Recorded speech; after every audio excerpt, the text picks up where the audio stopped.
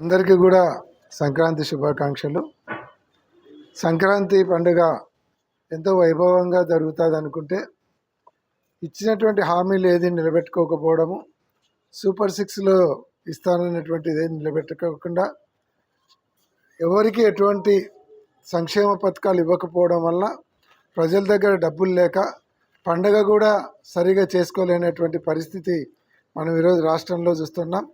ఏదైతే అమ్మఒడి కావచ్చు, లేకుంటే ఆసరా కావచ్చు, 18 సంవత్సరాలు నిండినటువంటి మహిళలకు 1500 నెలకిచ్చేది కావచ్చు, లేకుంటే నిరుద్యోగ భృతి కావచ్చు, ఫీజు రీయింబర్స్మెంట్ కావచ్చు, ఉద్యోగాలకు ఇవ్వాల్సినటువంటి డిఏలు కావచ్చు, ఇటువంటివి కూడా ఏవి ఇవ్వకపోవడం వల్ల ఈరోజు పండగ అంతా కూడా ఎక్కడా హడావుడి లేకుండా చాలా సప్పగా నిర్వీర్యంగా ఈరోజు పండగ జరుగుతూ ఉంది.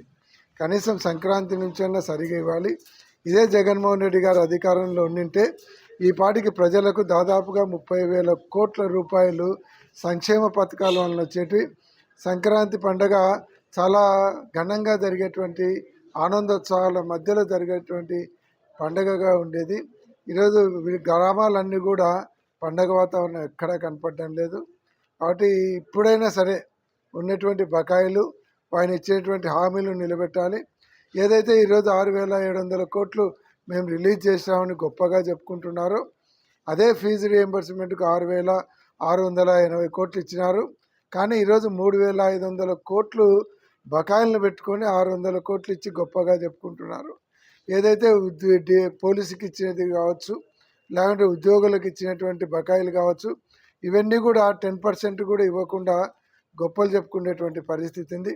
ఈ సంక్రాంతి కన్నా అందరికీ రావాల్సినటువంటి మొత్తాలన్నిటి కూడా రిలీజ్ చేయాలి.